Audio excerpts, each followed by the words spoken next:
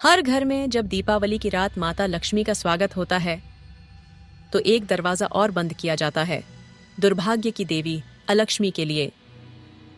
लेकिन क्या आपने कभी सोचा है, कौन है ये अलक्ष्मी, कहां से आई और क्यों होती है इनका भय?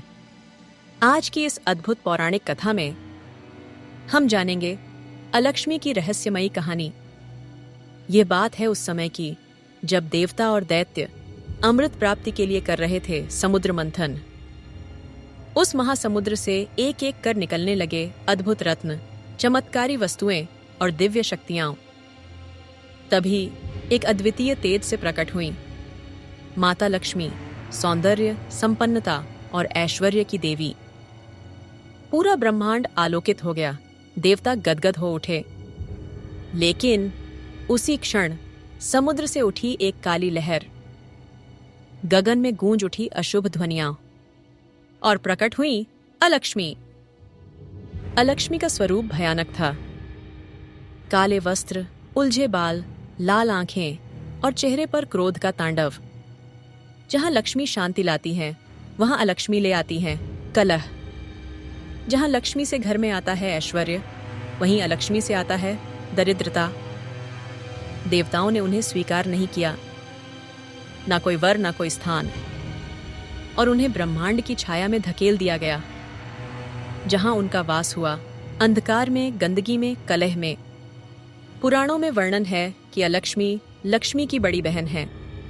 दोनों समुद्र मंथन से उत्पन्न हुई, पर एक बनी सौभाग्य की प्रतीक और दूसरी दुर्भाग्य की दूत।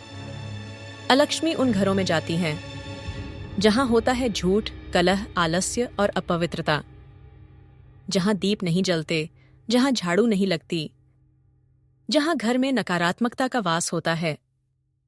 हिंदू संस्कृति में दीपावली से पहले की जाने वाली सफाई सिर्फ सुंदरता के लिए नहीं होती, वो होती है अलक्ष्मी को दूर भगाने के लिए। जब दीप जलते हैं तो अंधकार भागता है। जब घर स्वच्छ होता है तो दुर्भाग्य पीछे हटता है। जब मन में प्रेम और श्रद्धा होती है तो अलक्ष्मी वहां नहीं ठहरती। अलक्ष्मी को दूर रखने के लिए नींबू मिर्ची का तोरण घर के बाहर लगाया जाता है। झाड़ू को देवता समान माना जाता है। नमक को शुद्धता का प्रतीक माना गया है, क्योंकि ये सब अलक्ष्मी की ऊर्जा को रोकते हैं। परंतु अगर हम इस कथा को प्रतीकात्मक रूप में देखें तो अलक्ष्मी एक चेतावनी है।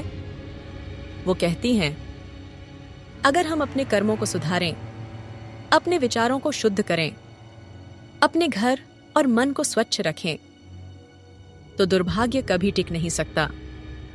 अलक्ष्मी हमें याद दिलाती है कि बुराई की छाया हमेशा भटकती है, पर हम उसे प्रवेश न करने दें तो वह लौट जाती है। जैसे दिन के बिना रात अधूरी है, वैसे ही लक्ष्मी और अलक्ष्मी जीवन के दो पहलू हैं।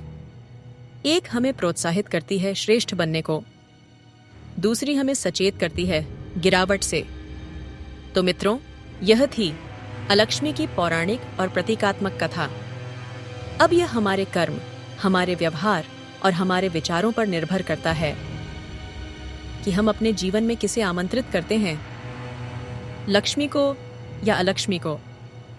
अगर आपको यह कथा ज्ञानवर्धक लगी हो तो कृपया वीडियो को लाइक करें, अपने मित्रों के साथ साझा करें, और ऐसे ही और पौराणिक रहस्यों के लिए हमारे चैनल को सब्सक्राइब करना ना भूलें। धन्यवाद। हर घर में सुख, शांति और सौभाग्य बना रहे।